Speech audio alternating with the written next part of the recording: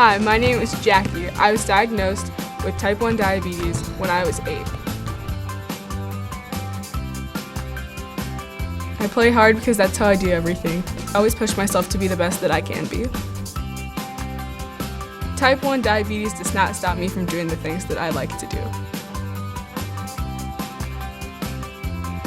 I'm here today with Mandy Marquardt. Mandy is an 18-time U.S. national champion track cyclist and a 3-time American record holder. She rides for the USA Cycling national team in Team Novo Nordisk, the world's first all-diabetes professional cycling team. Hi, Mandy. Welcome to the Teen 1D podcast. I saw your post on Twitter about competing in the Elite Track Nationals this weekend. Can you tell us in which events you're going to compete in? Yeah, absolutely. And really nice to meet you, Jackie. Thanks for having me on your podcast.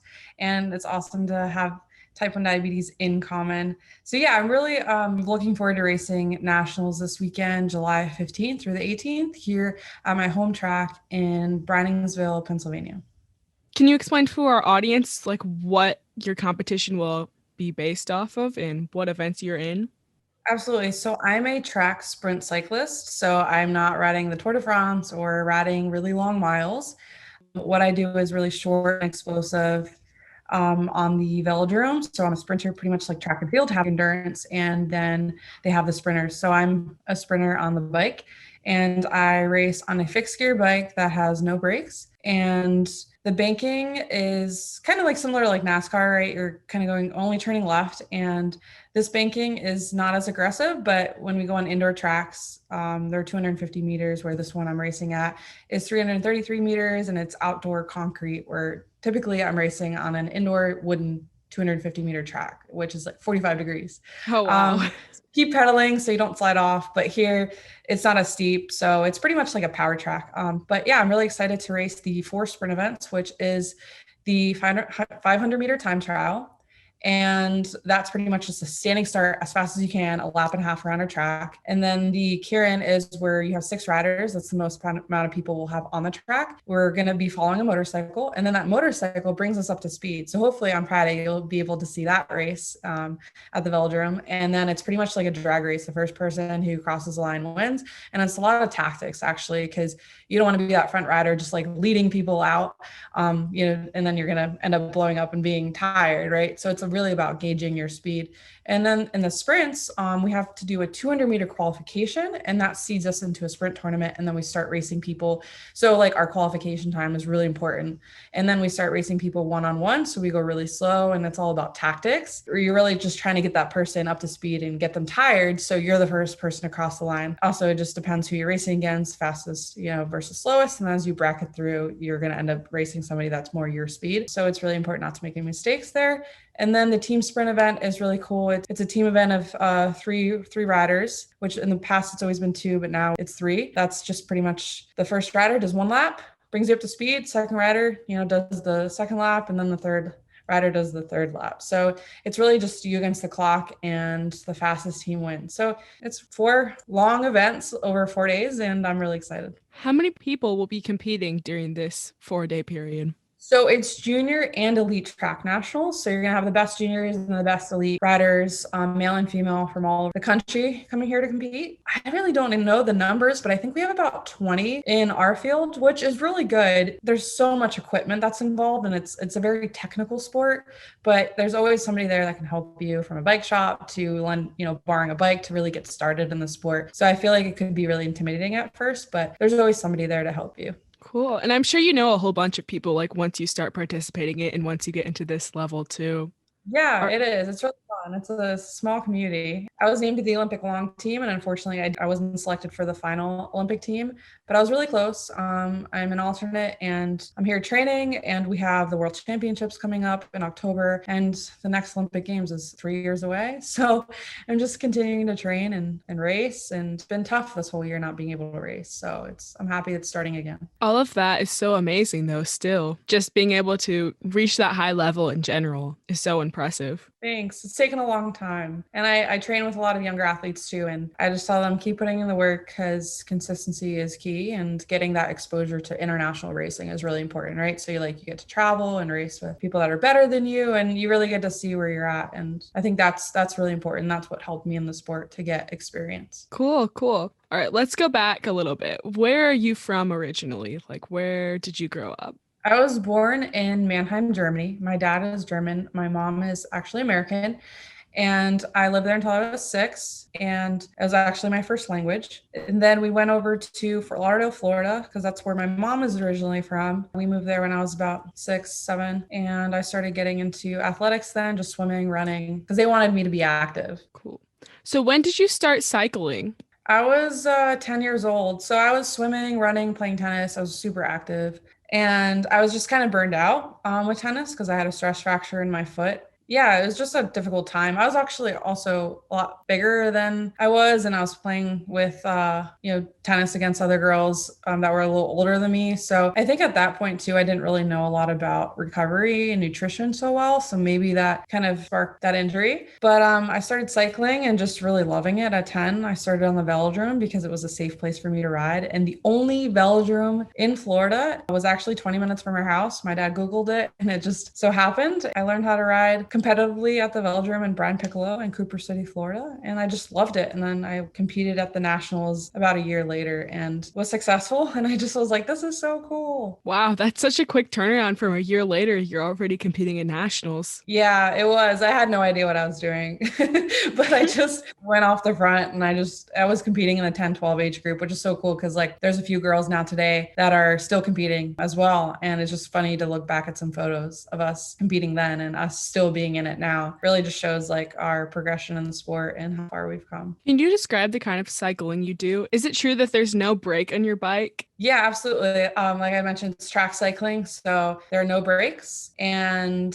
it's actually a bit safer that way because then you don't have people slamming on their brakes. So you put some pressure on the pedals when you start pedaling. It starts when you kind of spin the pedals, they just keep going, but you have to put some pressure on, right? So you can't back pedal necessarily. So yeah, you have to put a lot of pressure onto the pedal and it just slows you down. Also, when you go up track, it slows your speed. So there's a lot of technical things on a velodrome. So it's learning bike handling skills, bike technique, as far as pedaling and in our sport too, it's really important to be aerodynamic. So you have all these things into play, equipment. We have to change our own gears. So I get to be like my own mechanic, but at the major competitions, we have our mechanics that do our bikes and everything and set it all up. So all we have to do is focus on race day. But yeah, there's a lot of moving parts to track cycling, but it's a really fun sport. We reach up to speeds at about 45 miles an hour. We just hit that top speed. We don't actually maintain it the whole way through, but those are some pretty fast speeds and it's quite the adrenaline rush. You talked about the whole way through. How long is a typical race? The longest race that we do have is the Kieran. So it's 6 laps. So it's 3 laps behind the motorcycle. And then the motorcycle brings us up to speed. And then it's 6 girls lined up because you have to pretty much draw. You take a number and wherever you get, say 2, you have to be in position 2. So then you line up on the track. And then when the motor comes, you get the motor and you have to be in position 2. And so you're pretty much all lined up. It's like the anticipation is rising because the motor is getting faster and faster. And then the motor pulls off and sometimes the speed slows down, but then you're creating those gaps, because if in race car driving, if you're too close to the car, you're not going to get that slipstream of, the vehicle. You're pretty much then stacked up next to the rider, behind the rider, and then you have other people too. So you have to give yourself space and racing room. And that becomes really technical because what if someone's fast behind you, right? Or what if they're in front of you? So it becomes really technical and it's 3 laps of pretty much cat and mouse of okay, 6 people, who's going to make the move? And if you make the move, it doesn't always mean you're going to win because somebody could just nip you at the line and get a photo finish. So it's tactical. And then the sprints are, they're 3 laps. It's pretty slow the first lap because you're just you don't want to lead them out. So there's a lot of technical things in track cycling, but we train a lot in the gym to be able to pedal and move some pretty big gears on the bike, slower RPM. So we have to spend a lot of time in the gym to build the strength and foundation. So strength training is a big part of what I do as well. Do you have any siblings? No, I don't. I'm the only, I had a lot of cousins growing up. So, yeah, it's kind of cool. You've met a lot of people in the sport and you make a lot of friends. And like my fiance right now, he is also a cyclist, and it's so we're both competing. He's actually coming out of retirement for nationals, so that's Oh, pretty. that's so cool. So it's cool to be out there to train today together.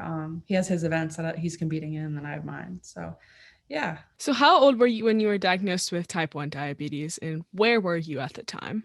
I was 16 years old when I was diagnosed with type 1 diabetes. I was living in Germany. I actually moved back there when I was 15 because my parents had split when I was 14. And I really just wanted to get some exposure to international racing. So I was like, oh, I really want to move to Germany and race. And I really got the opportunity to do that and live there with my father. And I was riding for the state because in Germany, you ride for your state and then you compete for the country.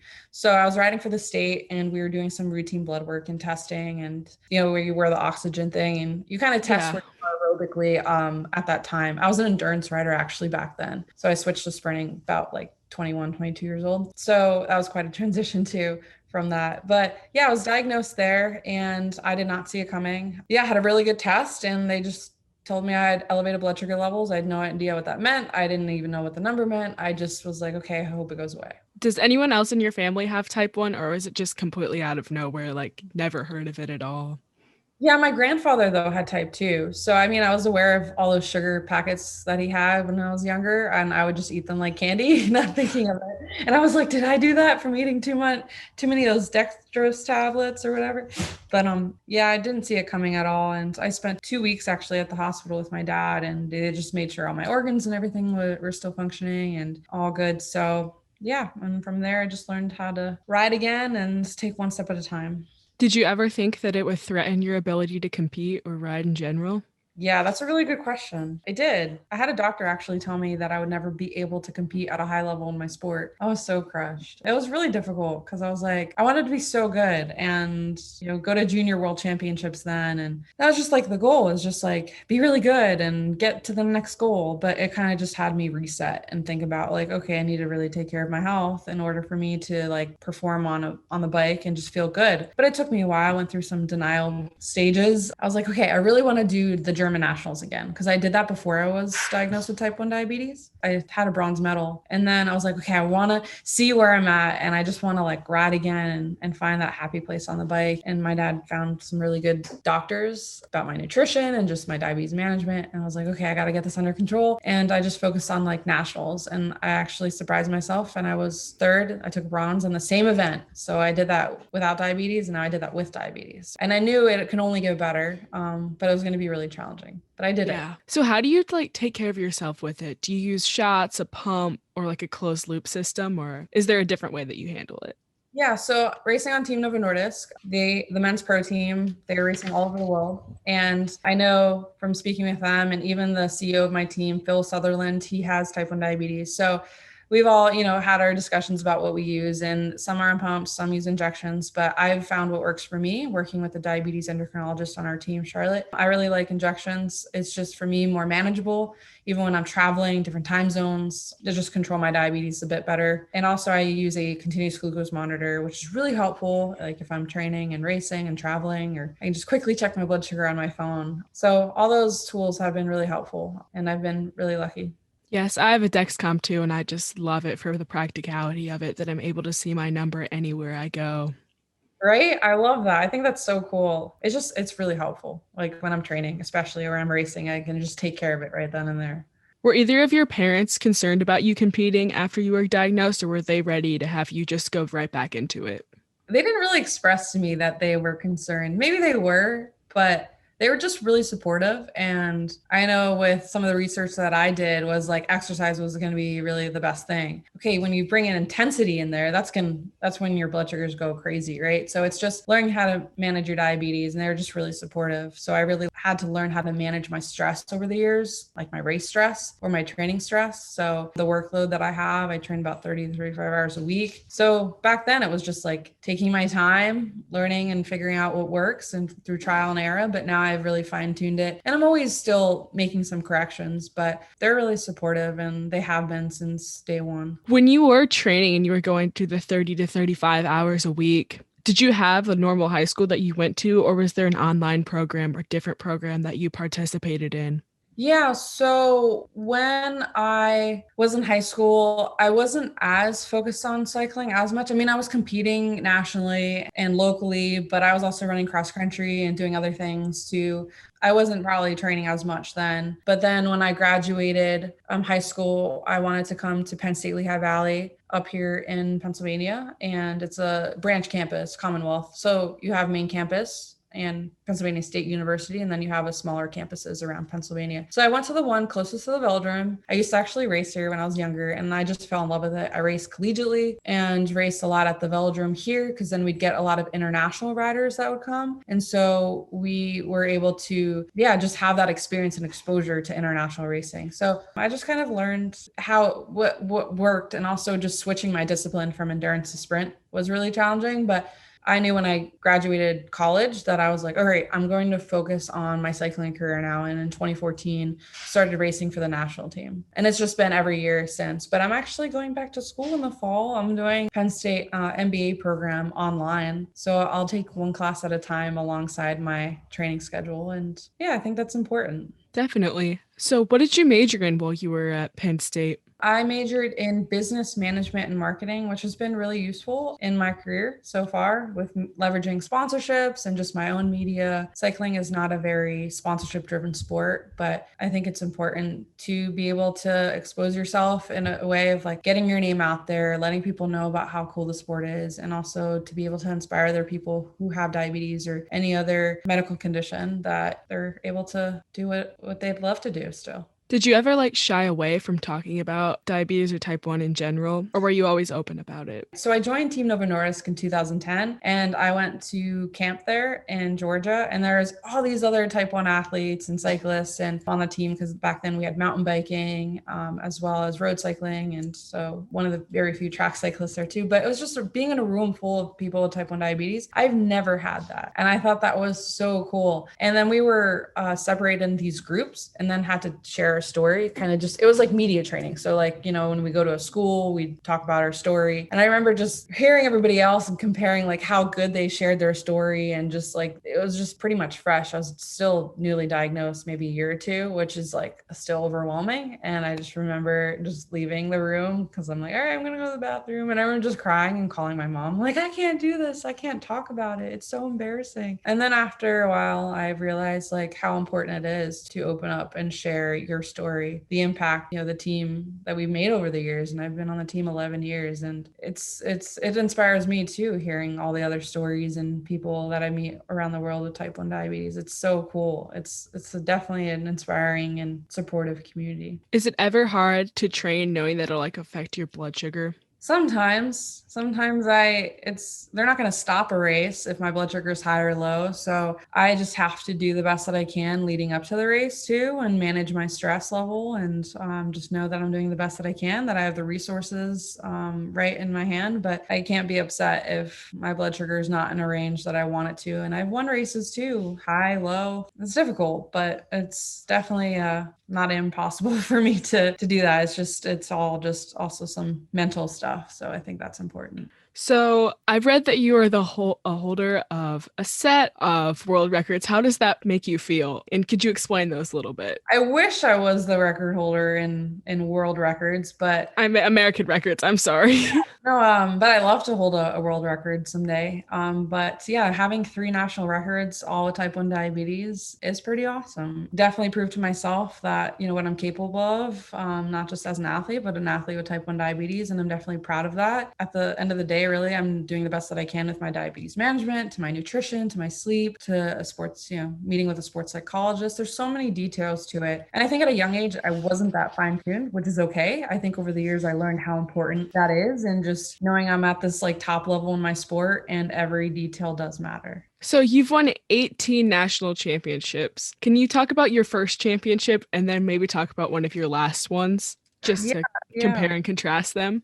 They're so different because I won my first national title when I was 11 on the road, and it was in the road race and the time trial. Actually, sorry, I won 3 medals, 2 which are gold and 1 which was silver, which was my first nationals. And I was like, whoa, this is so cool.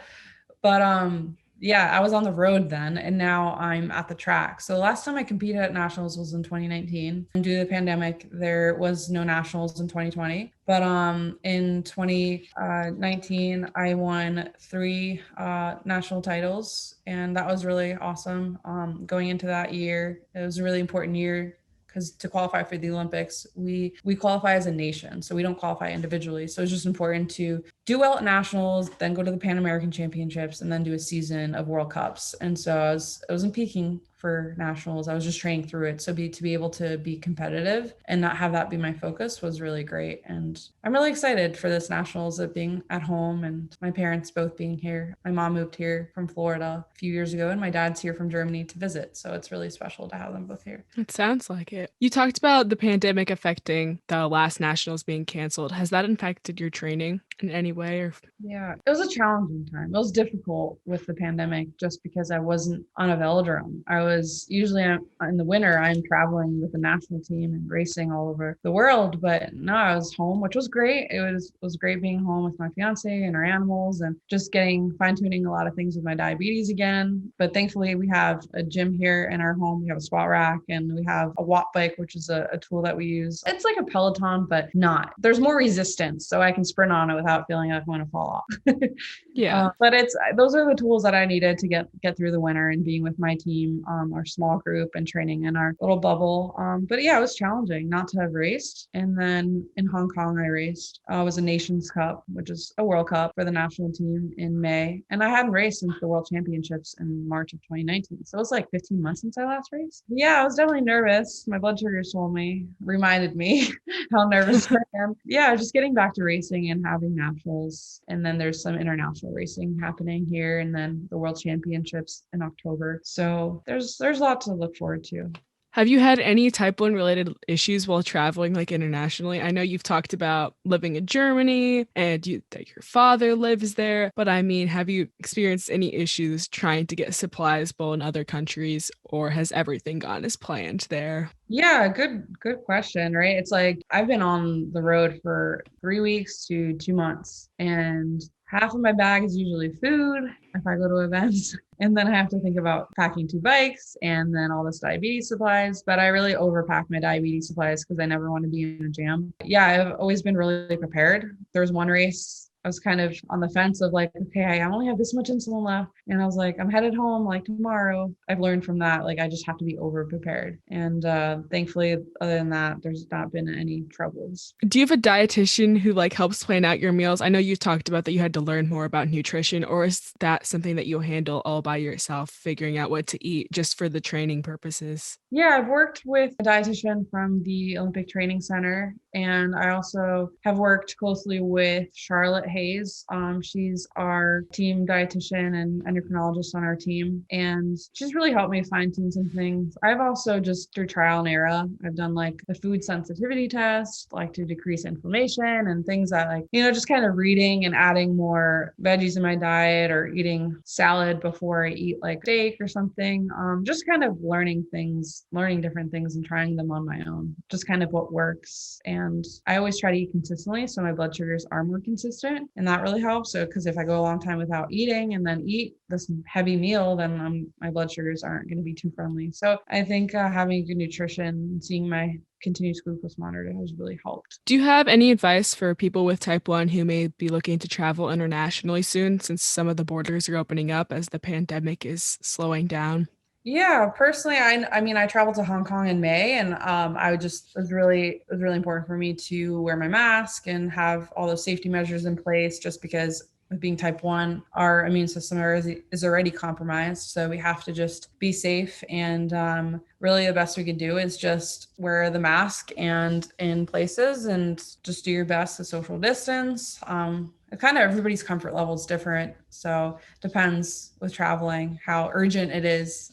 Like with the national team and traveling to an international competition, everything was pretty safe. Like overly safe, but that's a good thing. I mean, we couldn't leave our rooms. We had food delivered. Like it was like one of those. So it was sad because you're like, it's fun going to these competitions and going to the buffet and like eating what you want and, mingling with other riders and like, hey, how are you? But didn't really have that experience. So yeah, just to definitely be careful. but it's exciting to travel again. As we close out, what general advice do you have just for people who are athletes or people with type 1 in general? Just to stay consistent, if things aren't always working out, make some short-term goals, long-term goals. And really the most important thing is for me in my career is just being consistent. And that's shown in my diabetes management day to day. It's not just one day, it's everything leading up to the race that I do in order to have a great competition, whether, really the simple things, sleep, nutrition, stress, like just managing all those things, just keeping it simple and staying consistent has really resulted in a lot of good things. And also having balance, to once in a while then enjoy a small soft serve or hang out with some friends. Or I think it's really important to be balanced and not be too hard on yourself, but know what the goal is that you have in mind, and just every day you show up and you do the best that you can. Thank you for that.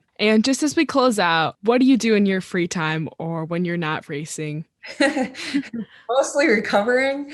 I train a lot of double days. So playing with the dogs, doing laundry, doing house stuff. I feel like there's always something to do when you have a home. But I'm also starting my MBA in the fall, which I'm really excited about, just doing one class at a time. And kind of nervous because I'm like, I'll have to manage my time, but it's good. I'll have some downtime, so I'll be able to read and attend some Zoom classes.